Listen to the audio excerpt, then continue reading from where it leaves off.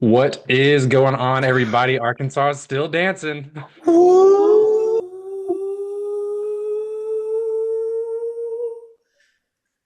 Pig Pig suey. suey. Hogs take down two seed St. John's. Cal beats Pitino. What a game that was to watch. And ain't it sweet, baby?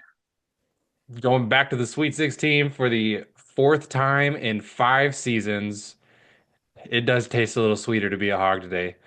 Um, the game was actually kind of hard to watch, to be honest. We'll get into some of those details. I feel like I've never seen a game stop more often with whistles, but it kind of went both ways. Some egregious, weird calls, weird no calls.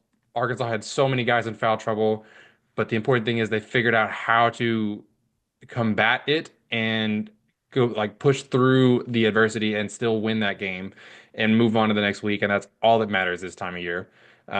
Up next, they get three seed Texas Tech. We'll get into a preview of them as well. Um, Man, it feels good. It's exciting that the Hogs are doing well again, that they're back in the Sweet 16. When Muss announced that he was leaving, I was very worried that we were going to enter a period where we wouldn't see this type of success. Obviously, that wasn't the case whenever Cal said that he was coming to Arkansas. Kind of had some renewed hope that we could get back to here. But what a roller coaster it has been for the last 365, 380 days for Arkansas fans. So let's get right into it. St. John's game.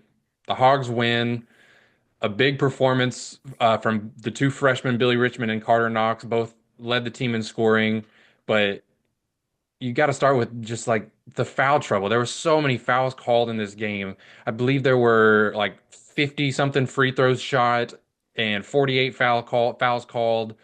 I think it's 58 free throws. I mean, just constant whistles blowing. Big Z fouled out with like 12 minutes left in the game.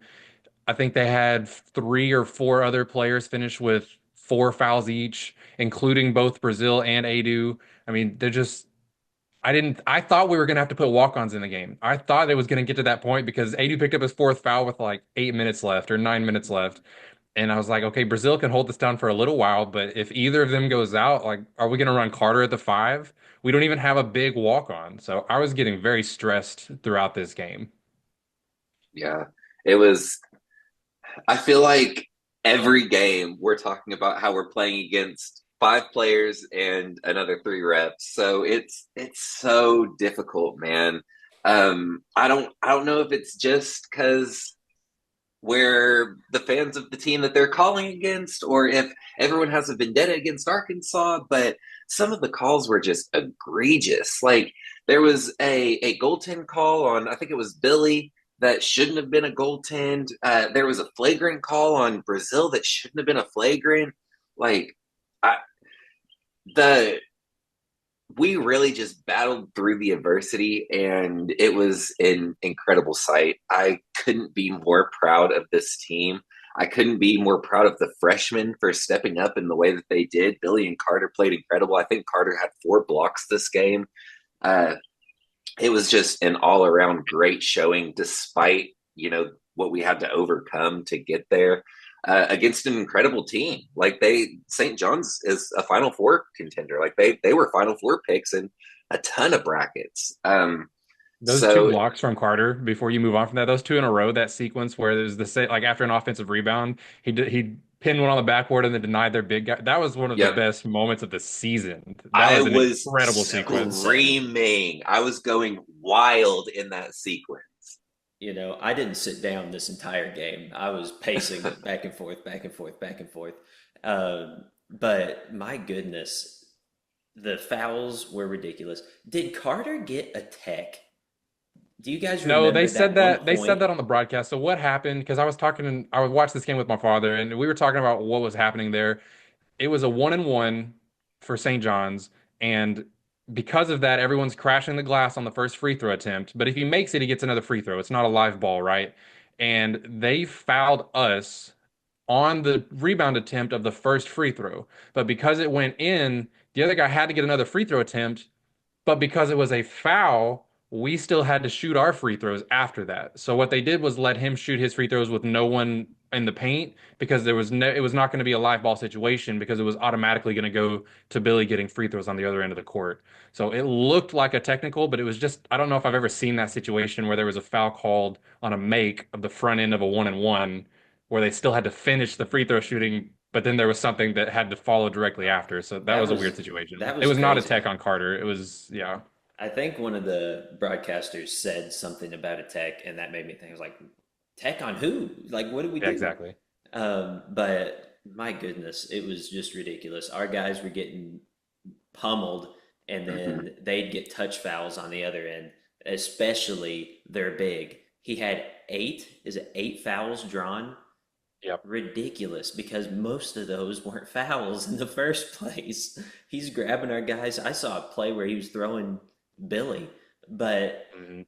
either way, I mean, he kicked he their butt, pushed and I'm in happy. one of those final possessions. He pushed Nelly out of bounds, I know. and it was called out of bounds on Nelly. You Like know, here he is, just bumping up into him, and it's such a good feeling to know that we just won a home game, well, a away game in Mhm. the tournament because that was a St. John's home game. Everybody wanted St. John's to win. Nobody wanted Arkansas to win.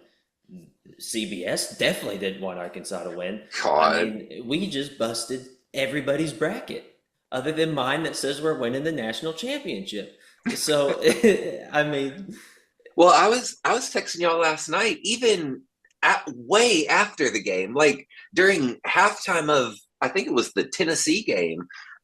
Ernie, Chuck, and Kenny, they were all talking about how it was just all about St. John's. It wasn't anything about the Hogs, who came in as a 10 seed and just, like you said, Matt, ruined everyone's brackets, played an incredible game.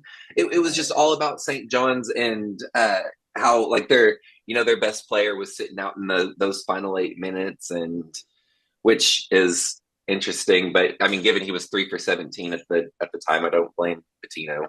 yeah, I will I don't say, know.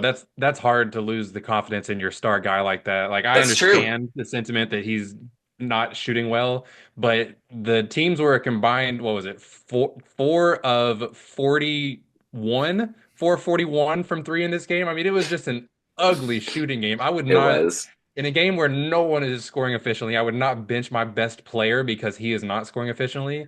You never know when you're going to hit But the shot like that or make the that's play like that. that's 100% true. But to be fair, he was taking questionable shots to begin with. He He was wasn't hurting taking them. smart shots.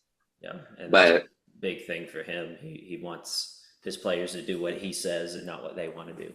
yeah, But as I was going to say, we talked about Billy, we talked about Carter, but I want to give props again to Jonas Adu for not getting that last foul. I Yeah. mean, he hmm played smart, he played good defense for very not being disciplined. able to be aggressive. And I think people undercut the amount of impact. Maybe they don't. I mean, a lot of people hate refs, but the impact that getting four fouls has on your entire defensive strategy. We couldn't play defense in the paint. We couldn't. None of our guys could. Brazil couldn't. Adu couldn't. And Big Z was gone at the second half. And we couldn't play defense in the paint. We just had to almost let them go by and score because we would be straight up and they'd ram into us and we get a foul called. So, it impacts our aggressiveness where their aggressiveness was not impacted nearly as much as ours. It may look like the fouls are fairly even, but that game I don't think at all was called fairly for Arkansas. And it made them play a lot more aggressive. One, they have what, five more guys than us being able to play. And so they weren't as concerned about, you know, foul That trouble with changes playing everything. walk-ons. And so That changes everything, the depth of being able to sustain foul trouble. I mean, and we haven't really had it all year, but we definitely don't have it right now. yeah, and it was just very aggravating to watch, but big credit to our bigs for not getting those last fouls. I mean, they played their butts off defensively and didn't foul, and that's huge. Do that again.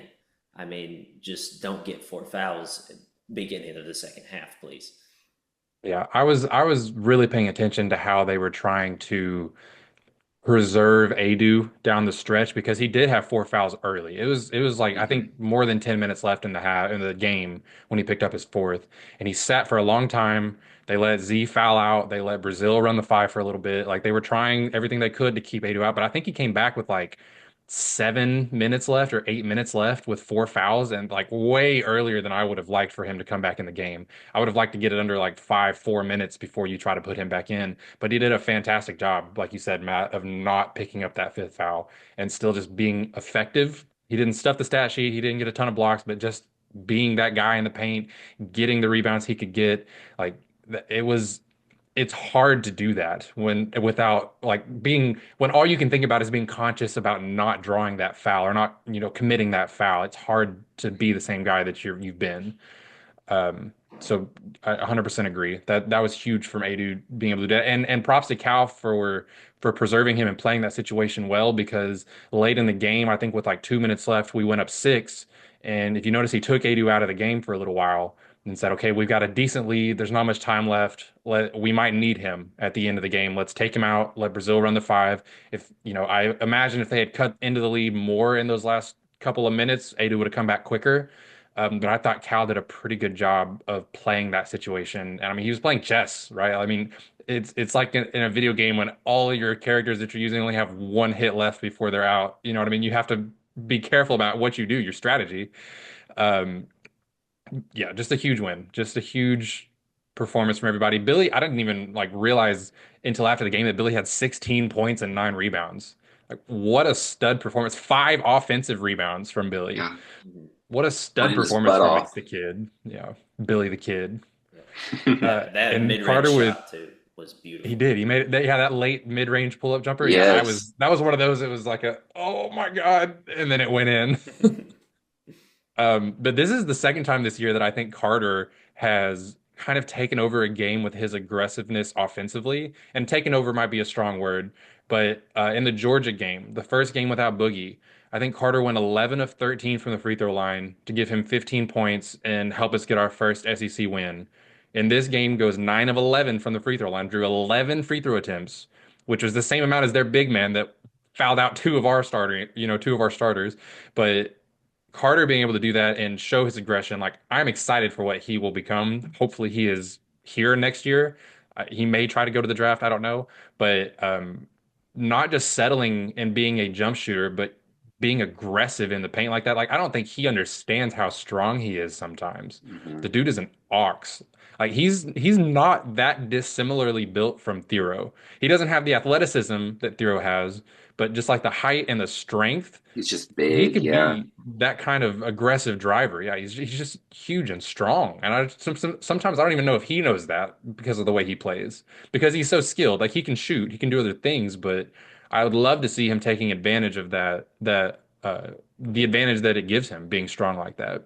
And I will again say you're welcome for my Christmas wish of Carter Knox. So, but to your point, Brandon, I it makes me really excited for next year because of the potential of getting both Billy and Carter back. I think that they have shown just exceptional growth.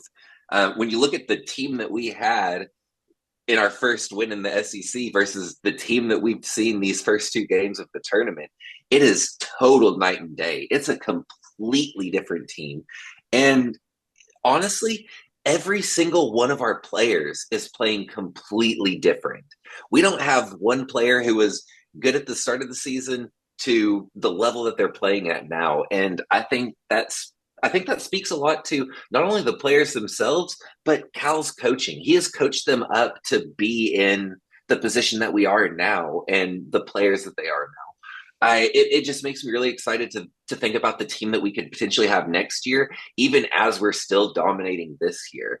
Like I mean, I hate to say it because I don't by any means want to jinx anything, but we can compete with any team in the tournament right now with the way that we're playing. Yeah, I think we are every team's worst nightmare right now. We're aggressive.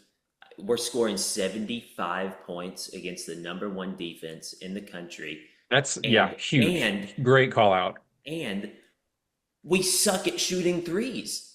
Yeah. Like we We hit suck at two shooting threes. threes. And it's amazing that we're scoring 75 and against the number one defense without shooting. Imagine if three more of those threes went in. I mean, we're a completely well-rounded team if that happens. I mean, it's really, really good for us to be at this position continuing in the tournament. I think our confidence is up. I genuinely think that we are rolling. Like I I think completely agree with you, Matt. I think we are every team's worst nightmare right our now. style of play makes it that way too. And it's because like if you look at a team like Alabama or a team like Kentucky, they're scary offensively because on any given night they can turn it on and score 95 points.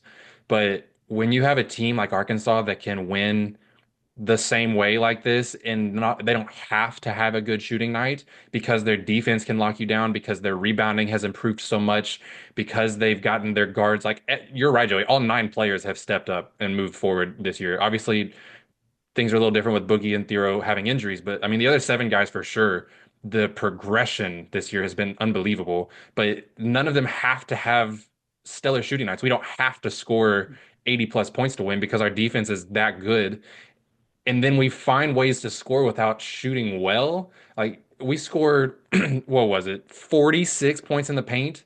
That's by far the most St. John's has given up this year. And it didn't even come like ADU had seven and Brazil had eight. So like it's not like we were just dominating It's in the like our post. It's guards. aggressive. It's aggression, Yeah. exactly.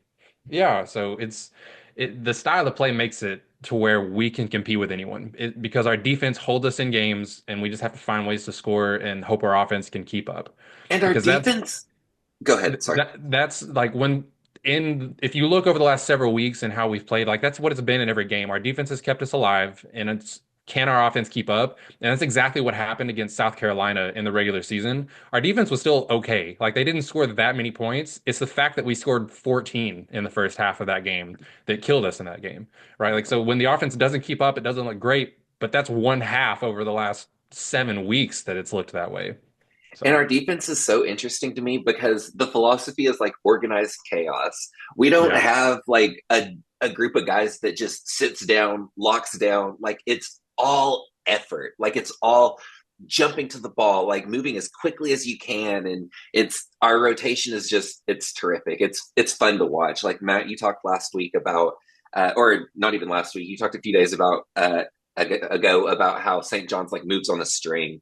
And Arkansas does that, but in a more chaotic, like just jumping to whoever needs to jump. Like it's not as structured, and it's fun to watch. They have moments where they're like, "Oh, do I need to switch? Nope, nope, get back," and they're running Mm-hmm. all around, and then they end up in a passing lane and they get the steal. I It's the mean, quickness, yeah. it's so nice in our length. We are long. Mm-hmm. I mean, Billy is Hmm.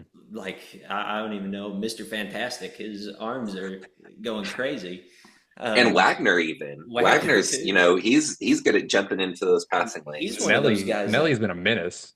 yeah, Yeah, Wagner will sit down and lock up your Hmm. best guard. that's I true. mean, I love that. And credit to Boogie too. Boogie's a Yeah. good defender as well. He Oh, he's is. like a gnat. I mean, he won't get off of you, and I love it. I love it. And shout out to Carter's versatility as a defender too. Like we talk about how strong he is, but he can like legit guard probably like 2 through 4. And like some small ball lineups, he could guard a big. Like he can't. I don't know how well he would have hung with St. John's big, but in some situations, he can guard all five guys on the court. Hmm. And I did not expect that from him at all. I thought he was going to be like a three-level scorer, kind of doing what he's doing now as a scorer, but I did not expect that kind of defense from Carter. No way. But yeah, I mean, this is a total team. I mean, Brazil and Big Z are both great shot blockers. Adu has really good hands. There's a couple times where people are Mhm. going up and he like strips them on the way up. It's not even really like a blocked shot. He's just got quick hands. Um, but yeah, just the whole team. Everyone's really skilled on that side of the ball, which is just makes them fun to watch. Yeah. All right, so let's move on. Just like the Hogs are moving on to the Sweet 16 matchup, 3 seed Texas Tech. We're going to take a quick break, and then we'll be right back with a full preview of what this game is going to look like, how the Hogs match up, what they need to watch for, and an injury update on Adu Thero. So we'll be right back. As you guys know by now, we've partnered with BetMGM this season. We'll be using BetMGM lines to make all of our picks, and we'll have special offers for the listeners and the viewers of the Field of 68 as we all get ready for the best month of the year, March Madness. If you haven't signed up for BetMGM yet, you can use the bonus code FIELD150 and you will get $150 in free bets on your first wager with BetMGM, regardless of whether or not you win that first bet. Here's the best part. All you need to do is deposit and bet $5 of your hard-earned money. This is how you make it work. Download the BetMGM app and sign up using the bonus code FIELD150. That's FIELD150. Deposit at least $5 and place your first wager on any game.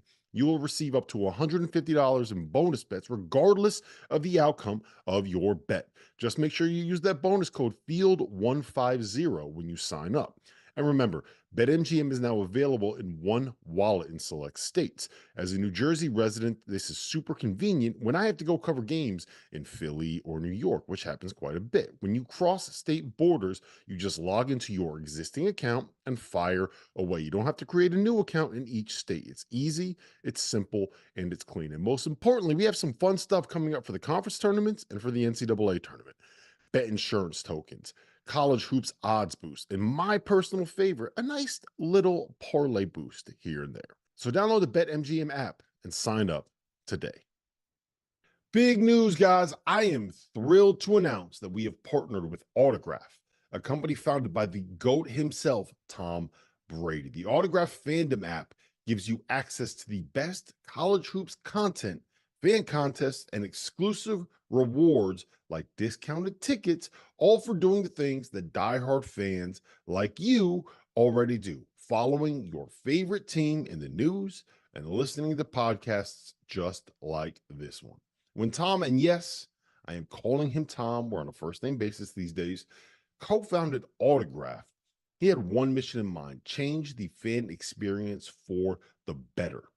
It works like this. You get all of your college hoops content you want in one place. You get articles from your favorite writers, pods from your favorite hosts, contests from your favorite creators, all on the feeds and the sites that you already enjoy. But instead of having to go to all these different places, it all comes to you in one spot, the Autograph fandom app. But here's the best part. The more content that you consume, the higher you rank in the app. As you consider to level up in status on the app, you can unlock unique rewards curated exclusively for you. So download the free Autograph app in the App Store and use the referral code F68, that's F68, or tap in at the link in the description below or in the podcast app of your choosing to start earning points for doing something as normal as listening to this very podcast. All right. 3 seed Texas Tech, 27-8 on the season. They've been a good three-point shooting team this year. A lot of it came from a player that has not yet played in the NCAA tournament, Chance McMillian. He is a 43% three-point shooter who got injured in their conference tournament, has yet to play in the NCAA tournament. Not really much information on whether he will be back or not. I would assume questionable at best to play in this game, but with another week of rest, you never know. I mean, Boogie probably came back before he maybe wanted to, or not wanted. Obviously, he wanted to come back a long time ago, but maybe before what was best for him. Theoro was pushing to come back in, a shortened timeline. Like players push to come back in the tournament, so it could very well be that he makes his return against Arkansas, a really good three-point shooter. But without him, Tech is only shooting 25% from three so far in the tournament, and that's puts them at 32% on the year in all neutral site games that they've played. So they are a good shooting team, but they have definitely struggled in neutral environments away from home. Definitely struggled in the NCAA tournament so far. But to me, the guy that makes them so dangerous is JT Toppin, big man. He was a freshman last year and a target last offseason after he entered the transfer portal, target for Arkansas. I think if JT Toppin was on our team right now, we would be like a top 10 contender. The dude is really, really good, averaging over 18 points a game, close to 10 rebounds a game, over three offensive rebounds a game. That's the scary player for me for Arkansas to pay attention to and watch. Um, Brazil and Adu we've talked endlessly about how much they have stepped up, how well they have been playing. this is going to be probably one of their biggest tests they have seen over the last 2 to 3 weeks, right? Like JT Toppin is legit like a superstar. Like he's an all-American type of player, can shoot decently from outside. I would let him shoot from outside because don't let him kill you in the paint and draw fouls. Because that's the part that's more scary to me. Like if JT Toppin scores 23 points, whatever, we can probably overcome it. We can probably still win the game, especially if Tech is not hitting threes. But if he draws another 14 fouls on our big men, on our, you know, three big guys, that's when we start panicking again, just like we did against St. John's. Um, Overall, I don't think Tech is actually like that dissimilar from St. John's. Not the same style of defense, but in terms of having that big bodied big man in the paint, they're long across the board. They play hard, get a lot of offensive rebounds. Like they have kind of that similar punch you in the mouth style of play. I think they're, like I said, not as good of a defensive team, a little bit more talented as an offensive team, and then they have that star big man that could kill us in the paint. So that's kind of what I've gathered so far in my breakdown. I won't pretend like I've watched a ton of Texas Tech this year, but that's the big guy, JT Toppin. If McMillian can come back, that's a huge guy to watch for because he changes their offense. A dangerous three-point shooter that's averaging over 14 points a game changes everything if he comes back as far as the game plan. So that'll be interesting to see how Cal prepares kind of for both versions of the team. Is there anything that stands out for you guys about Texas Tech that Arkansas should be worried about or game plan for in this I, matchup coming up? I'm interested to see how we game plan against Toppin, like you said, Brandon, because a he's not traditionally like a back to the basket type player. So it's gonna be interesting to see like how Adu matches up with him, how if we see Big Z come in, or how if we put Brazil on him. He's just like he's a strong scorer. He's a strong driver. He does a lot of face up, type of plays. So I'm interested to see how Adu kind of stacks up against that, because he was really solid in our first couple games, being that paint protector. So I'm hoping that comes into play against the drive as well. Yeah, I honestly want to know who is going to really be the guy designated to guard him. I mean, do you put Adu on him? I mean, if he's quick, do you put a big like that on him? Do you put Brazil on him, who's just longer? He's not very quick defensively either. I mean, he is 6'9", and we've got some guys that can compare with him in terms of athleticism and speed. It's like, who do you really want to put on him? We'll probably see a few different matchups I against him. I think you have to put Adu on him, at least to start with how Adu's been defensively. Like Oh he's yeah, been our anchor, like by And and large. And more than that, I think with Texas Tech's other personnel that they have good length, but they're not necessarily like a big team. Like they don't have a lot of other height, especially in their starting five. A guy I didn't mention, Darian Williams. He's 6'6", but he's also 210 pounds and just a bull. Like he's a Thero type of, like Carter Knox, kind of like what we were talking about, how he's just so strong and he uses that to his advantage. I think Williams I'm worried about that matchup if Arkansas doesn't have a player like Thero available. I think that Brazil is probably the best matchup for Williams because he's only 6'6", but that strength, like I'm worried that he's going to bully whoever's on him. You may have to put Carter Knox on him and let Brazil guard someone smaller, like more of a guard.